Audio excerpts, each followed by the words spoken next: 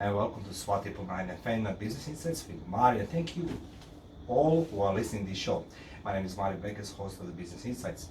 Business Insights with Mario hosts people who truly can be your inspiration, mentors, and most importantly, help you to be successful in every part of your life. Through my experience, I live as a homeless broke, truly broke, that I do remember selling Thomas the Tank Engine to cash converters just to buy milk for the day. Being stabbed, betrayed, dumped by those who I believe were here for me and they love me, but life always challenges you. Saying that this show is not about me, it's about humans in the studio with me and you to find inspiration, energy, and reason to do more. Every show is unique by default. Why it's unique? People who I am interviewing is not different to you, me, and others. However, they have been challenged by life as well. All have, however, who say a little bit more. Our guests, those humans decide to challenge life and obstacles without giving up their dreams and goals by sacrificing tremendously a lot about what they reach their goals, and they continue to share their wisdom, knowledge, experience with you, dear listeners of the Swati Pumai FM Business Insights with Mario. So sit back, relax, because after this episode, you will be more determined in reaching your goals, smashing obstacles, and make your family happy, friends, peers, employees, and clients. And I'm truly privileged to interview Ivana Katz. And who is Ivana Katz? Well, I'll let her to introduce herself to you. Ivana, welcome to the studio. Thank you very much, Mario. Did you like this poem? Oh, you've done extremely well, thank you. I'm so good, I mean, that is so true. Well, Ivana, I just want to say thank you for coming out studio today. Oh, thank you so much for having me. I've been so looking forward to coming. Yeah, you first requested to have that every so often some song, but I can't do this. You mean you don't sing? Would you like me to sing? No, I don't think so. I was just say like this show is designed to have in the studio people like yourself. It is not, big names, influencers and the people who say they can do it and already created something in life, but ordinary people who walks amongst us like yourself. However, you have a very distinguished life and obstacles and challenges. So who is Ivana Katz? That's a very good question. I'm still trying to figure that out. You're just only 12 years old. But yeah, I actually started when I turned 40, if I'm allowed to say my age. Yes. I started counting backwards. I'm not sure you're allowed to say. So you're 40 now, okay? Yeah, I've been counting backwards, so I'm now technically 27 years old. Oh, okay, that's a good. So Ivana Katz, 27 years old. And before we continue, I'd like to say a big hello to the Jordan who's with us in the studio. That's your lovely son. That's my son, yes. Yeah, we employ him to record everything. For the training purposes, yeah. I wonder what he's going to be asking for Okay, his I can services. see here a lot of papers in front of you, but now, who is Ivana? Okay, well, I would say I'm a website designer, that's what I do. I'm also a single mum who's been raising Jordan for 16 years on my own.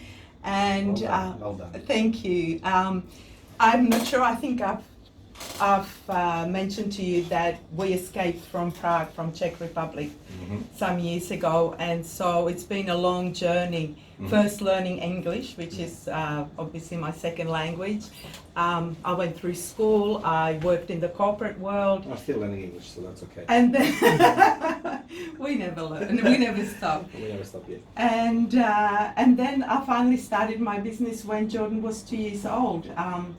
I didn't want to go back to the corporate world. I wanted to watch him grow. I wanted to be there for all the milestones. And so I thought, what am I going to do? And I've always been fascinated by technology, and the internet was just starting out. And I did a few courses then and started creating websites. And so, what year did you arrive in Australia? We arrived in 1980. 1980. Yeah. Okay, that was a beautiful year, because I remember I was from Yugoslavia originally. Tito died, and somehow I felt the communism. It's like not exactly what I really want. I heard for McDonald's, I heard for the Nike sneakers and all these things, as you did. But you're lucky, 1980. Yeah, well, my parents, I was young then. I was only 13 when we escaped. We escaped to Germany whilst they processed our paperwork before we could come here. So we lived in Germany for about 8 months. and then we landed in Australia. I went to learn English in Language Centre, and then I went to school. And my brother, who was 4 years younger, he went straight to primary school. So how did you learn Australia? By boat or by plane? I flew in. I flew like Cape. Did you got any viruses in country? we flew in. So you landed in with your parents. What little Ivana she felt? How she I was so excited because we were in a Western country, Yeah.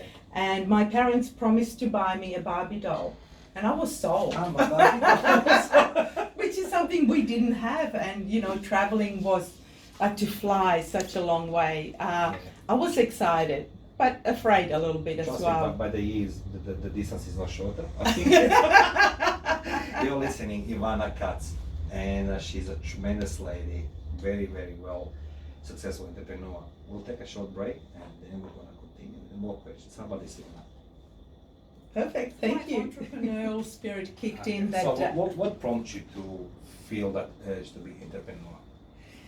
I don't know. I think my need for freedom, for some reason, I wanted to make my own rules. I wanted to be able to come and go to work as I wanted to, but I knew I had a lot to learn.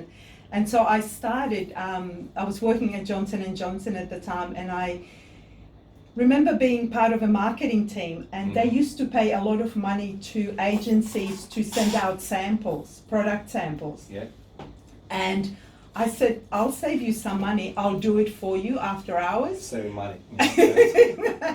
And the marketing managers grabbed onto it, and they said, great. So what I started doing was sending out samples on behalf of the product managers, and the word quickly spread, and I started getting requests from other departments to help them with product launches. So I'd work my normal 9-to-5 job, and then after hours and on the weekends, I would do what I call Ivana's House of Fulfillment. Okay.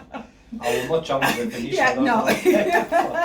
So when did you start your own business? So I started my business when Jordan was 2 years old. I had a business before that, but my website design business I started in, how old are you now?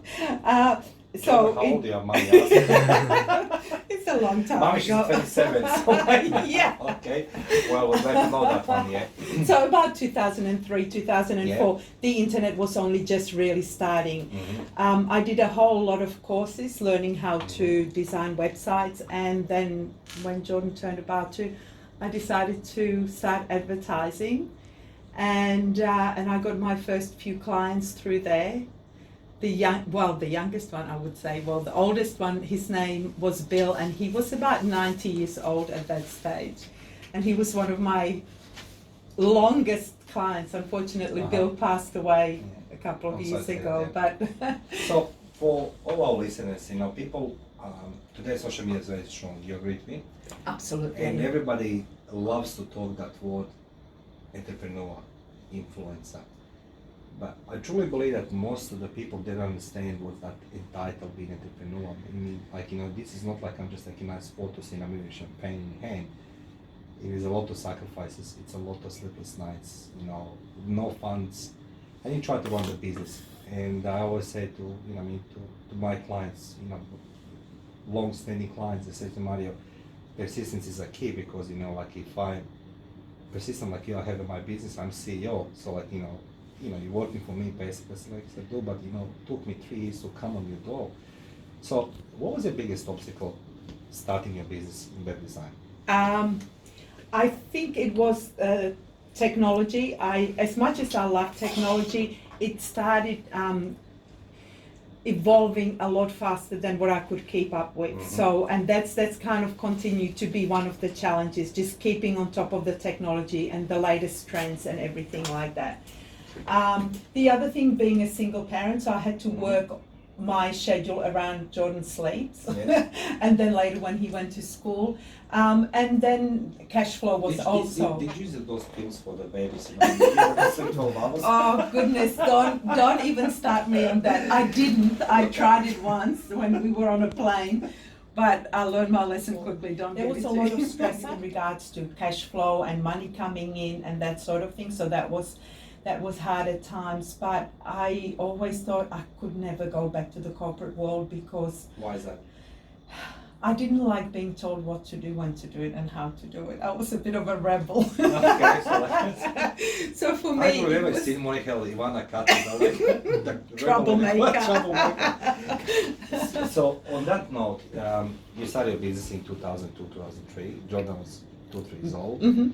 But you truly enjoyed it. You knew that the reason why you're doing this, it's because corporate world was, regardless it has good salary, it's always insecure because you never know you're gonna be made redundant.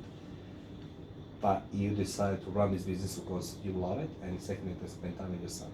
Yeah, absolutely. And I have no regrets looking back at the journey that we've taken, all the things that we've Mhm. done together.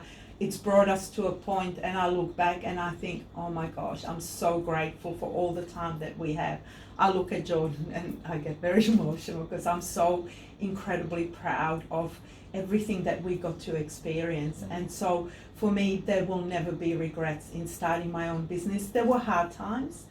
How did and you keep yourself motivated to push I yourself? had him in daycare initially 1 day a week and then 2 days. And then when he started school, I was able to do more hours. But other than that, I had to work when he was sleeping, and I just had to do what I had to do. And there was going to be no other way. I was very determined and very, That's very emotional focused. story, yeah. That's very emotional. May I say something between you and I? Nobody listens to you. Yeah, sure. I do remember very first day when I took my son in, was it kindergarten or what school? Yeah, kindergarten or preschool.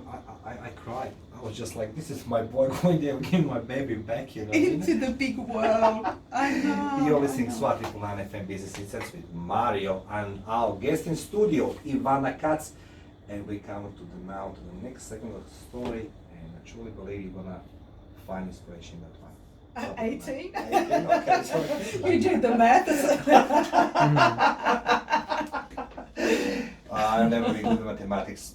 So, to all listeners, Ivana Katz, she runs very successful web design business.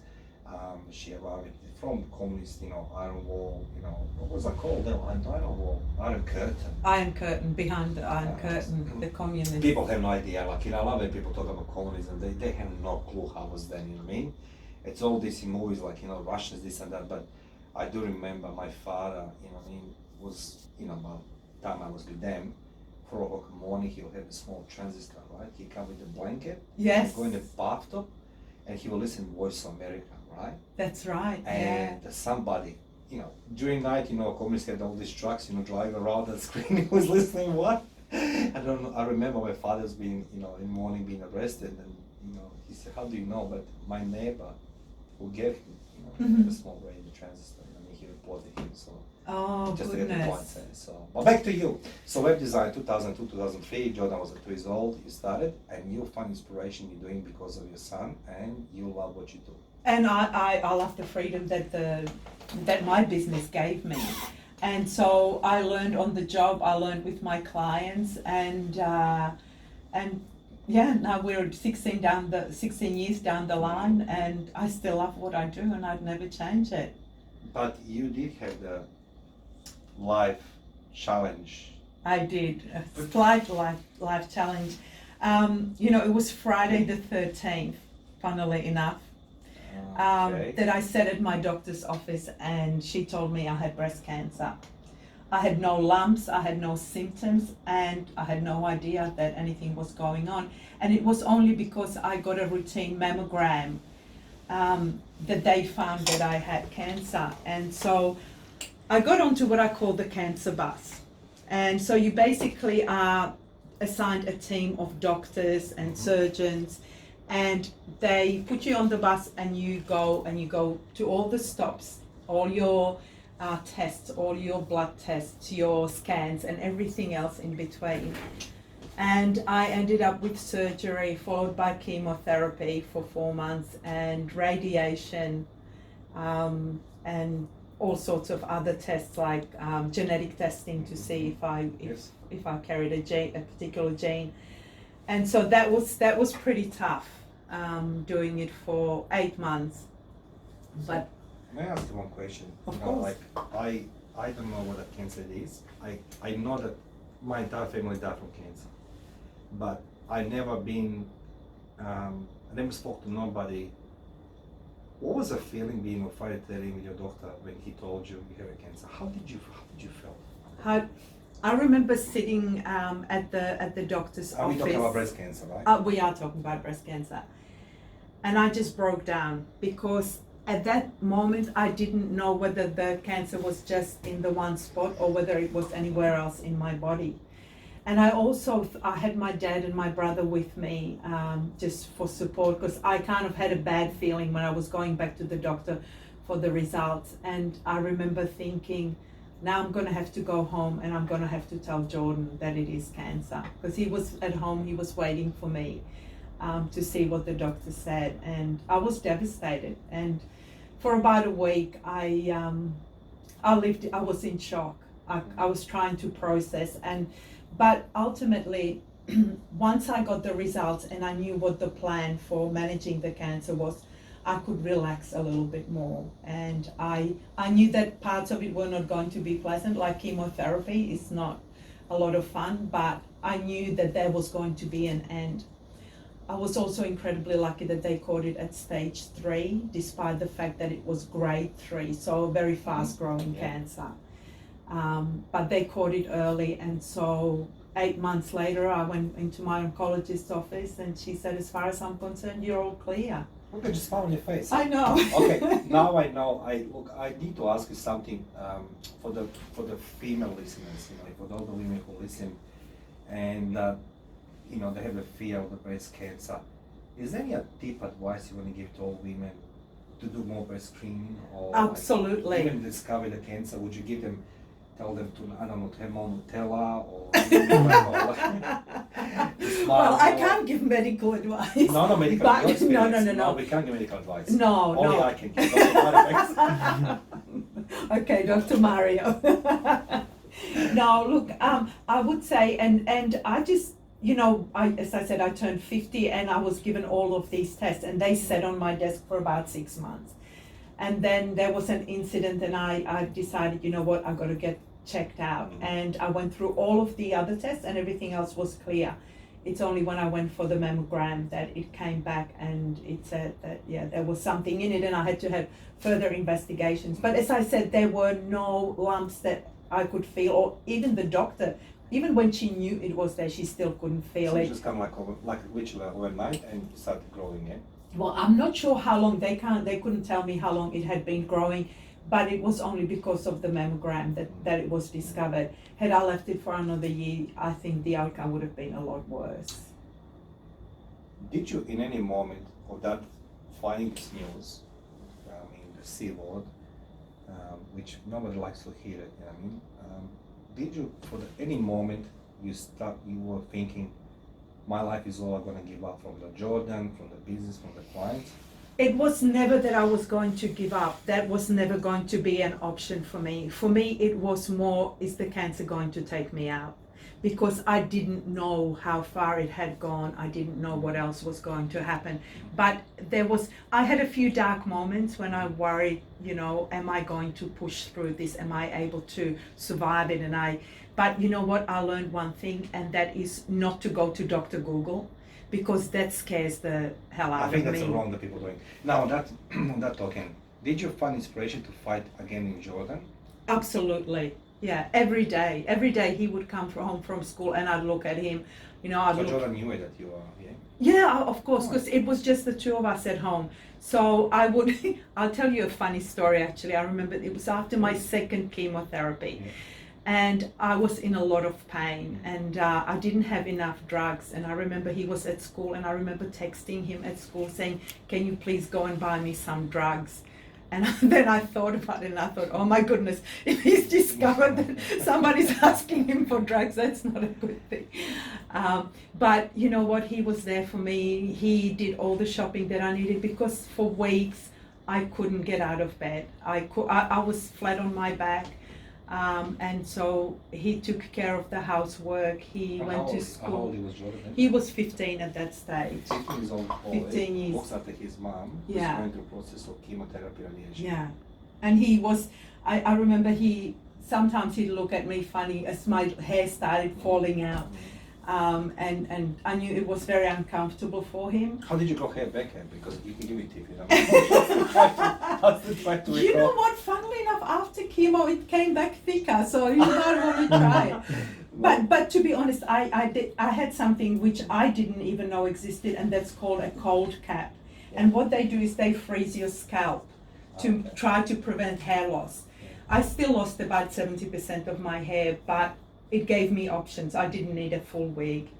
And How did you change your life after? How did this process change in your life? Did you change your life? you know what? Oh, absolutely. Please. I stopped sweating the small stuff. So things don't really bother me. Things that used to bother me a lot before. Can you tell us example?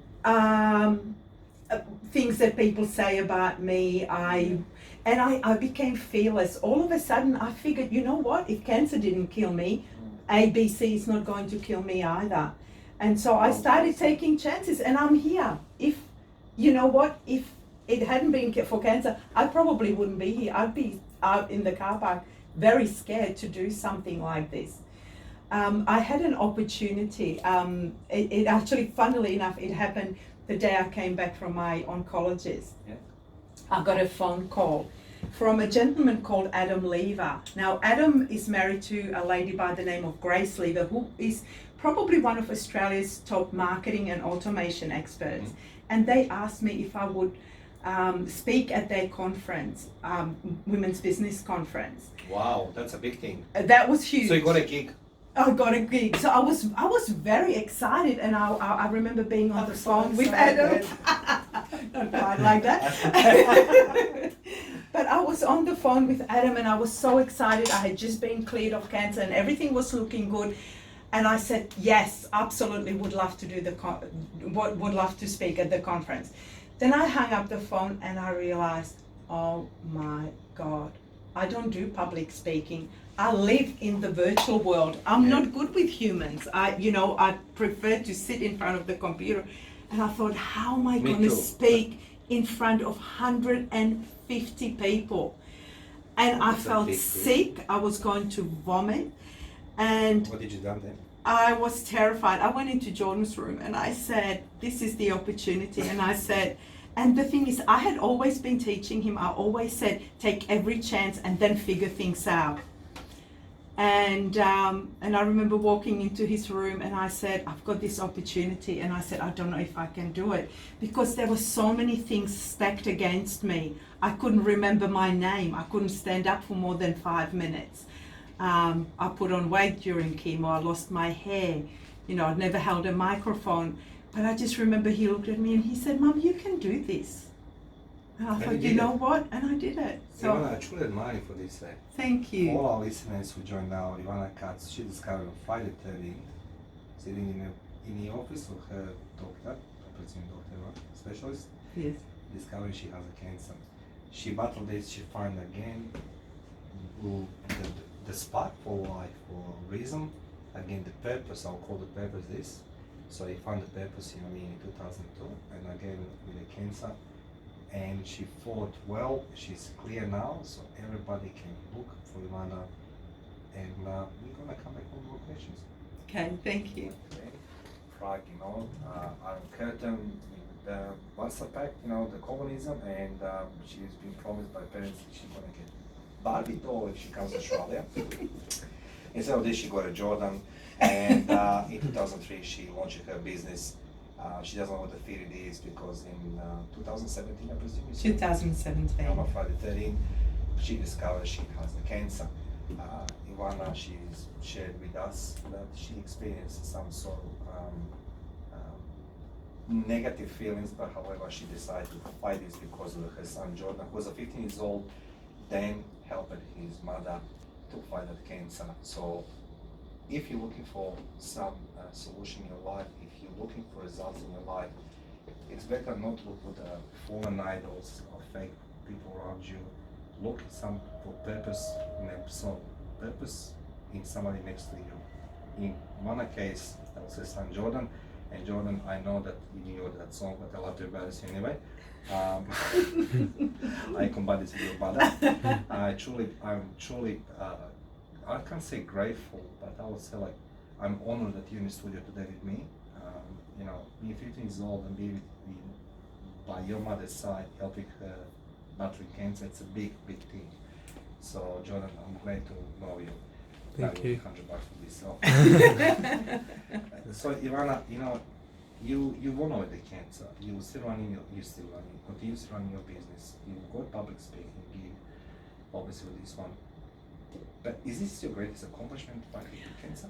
Well, I think I look at my life and I see probably the three biggest accomplishments.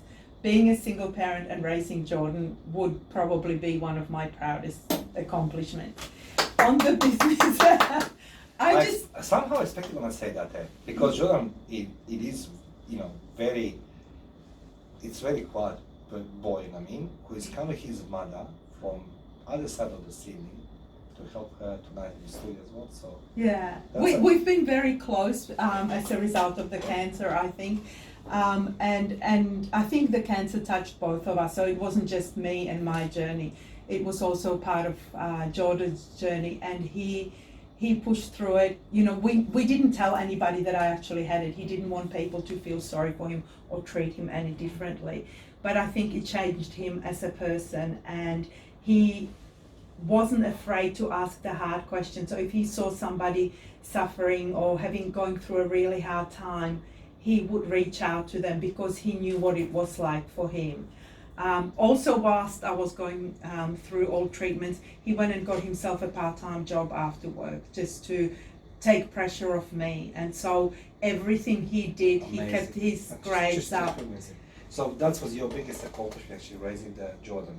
So again, how old Jordan is? He's like 12 years old? Yeah. Now, we're talking about your accomplishments, we're talking about successes. What is your biggest fail in life? Can you share with us? My biggest, you know what, when I look back, I've had a number of businesses, and by standards, they failed because I didn't make enough money from them. But I heard a quote once, I'm not sure who it was by, but it says, sometimes you win and sometimes you learn. Mm-hmm. So I look at all of my fails as incredible lessons that got me to where I am today. So I really can't say that anything was a big failure. I do remember one thing. When I started my business, I put a form on my website wanting people to contact me through the form. I spent about $6,000 advertising in a magazine, and nobody contacted me. I was devastated. I just threw away $6,000 that I didn't really have. And then I get a phone call about 3 weeks later from a gentleman by the name of Bill. And he says, so when are you going to contact me about my website? And I said, what do you mean? Yeah. And he said, I filled out a form on your website. And I'm like, what do you mean? I didn't know you did that. So we talked about it, and I went into sort of the back end of the website, and it was pretty primitive. Okay. There were over 30 inquiries for websites. Yeah. By now it was like 2 or 3 months later, so I kind of missed the boat on that. So I would say that was a pretty big fail, but it was one of the biggest lessons that I've never... I don't believe that failure is like some big epic event. You know why? Because I think that failure, it's a number of small failures, you know what I mean? But just something like this, it's fixable now, you know what I mean? Yeah. So it is failed because you spent $6,000. So that's the reason why you need contact. But as long as I learned from it, I think in that case I wouldn't look at it as a failure. It was a lesson, a life lesson. I will tell you something from my experience again. My business is doing investigations and corporate intelligence and many other things related to that field. And I'm now seeing people around me, people sold themselves to me as well. Don't you worry, I failed as well. I paid them money, they're promising me earth in heaven. But the hardest thing it is for most of people to admit they fail.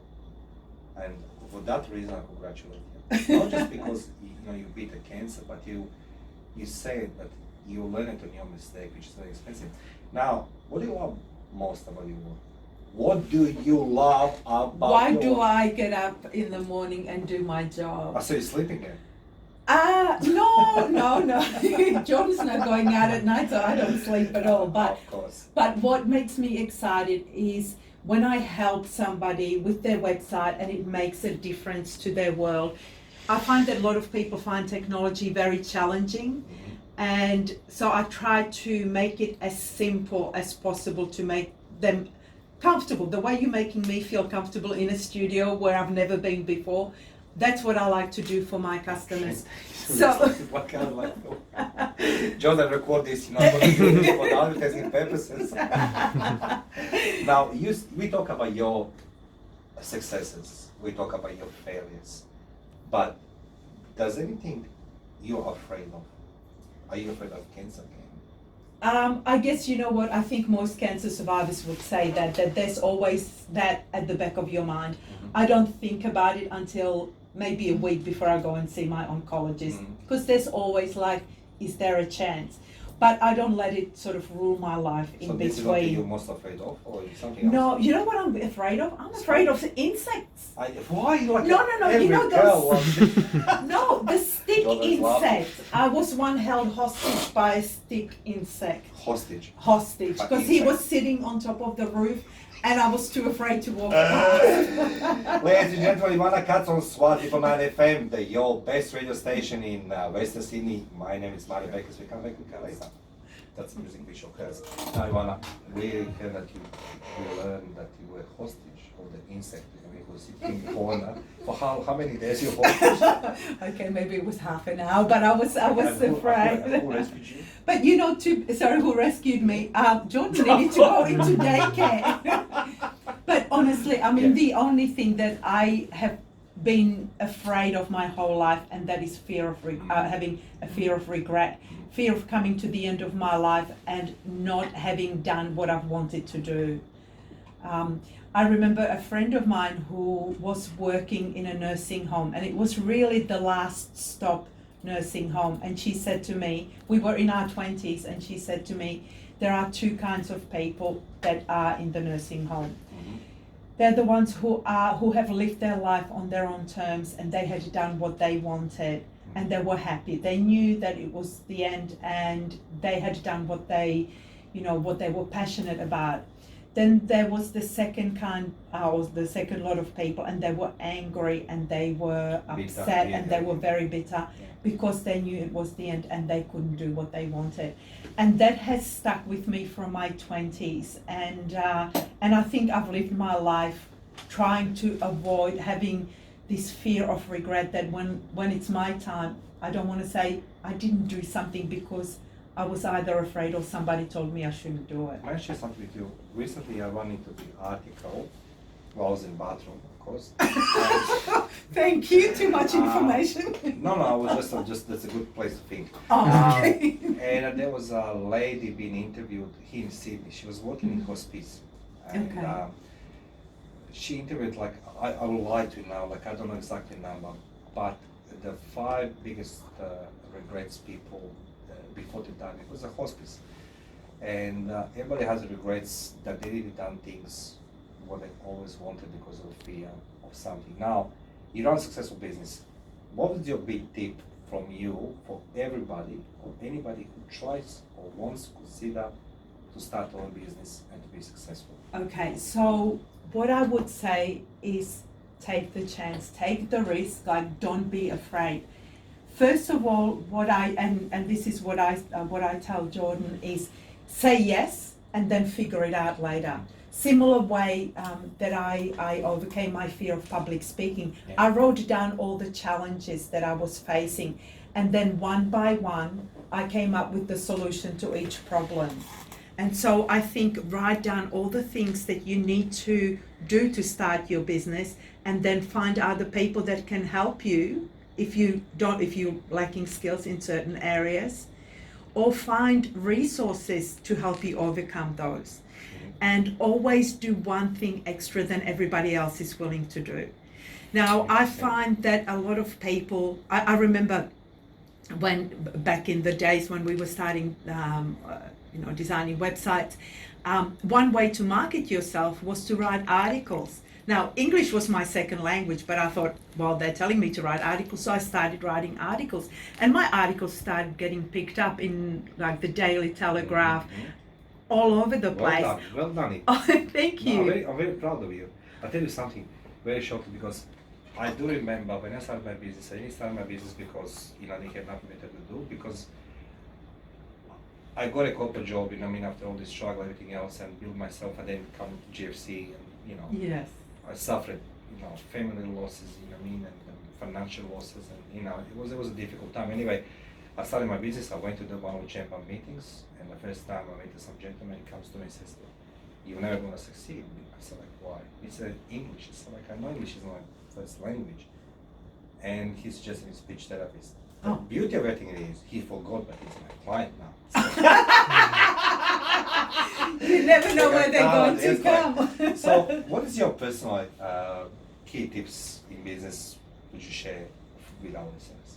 So what I would say, as far as websites go, so that's kind of my area of expertise. So if somebody's starting in business, in reality, the website should be the center of your business universe. What I have found is that sometimes people go, I've got a social profile and that's going to be enough for my business. Mm-hmm. But social media and social profiles change very quickly. For those people who had maybe their business through Google Plus, they shut down. 198 million users, and the network got shut down. I didn't know this. Yeah. Last year or the year before that, Google Plus doesn't exist anymore. Yeah, actually, you're correct. Yeah. MySpace, where at one stage, everybody was on MySpace. Where is that now? So I would say create a website, and that needs to be the center of your universe. You need to prove your credibility as a business owner, and this can be done through the use of testimonials, case studies, before and after photos, product and service reviews. Well done, thank you. So, please, yeah. So credibility is very important too. And what I find is, now this is another number which is a little bit scary. There's about over 300 websites being launched every single minute. So in reality, while 300, yeah. This is according to live stats. So this can change. Sometimes it might be 200. But so one thing that I encourage people, there's a lot of competition. What you need to do is you need to grab your customers' attention, and you need to get their details, whether it's through a live chat or capture their email address or get them to follow you on social media, because you have to keep going back and keeping in touch with them and proving your credibility with them. Shortly, we have 30 seconds. What would you, one thing that you want everyone to take away from this episode? I think just don't be afraid, just try it, because one day you will come to the end of your life and you're not going to wish that you hadn't tried a business, even if it doesn't work out. Just go for it. Ivana, thank you, and your son Jordan, for being our guest tonight on Business Insights on Slot FM 9 FM. Anybody who is interested to contact Ivana, come to the Facebook Business Insights with Mario, or contact radio station. We provide you details for Ivana. Ivana, Jordan, thank you. Thank you very much for having us.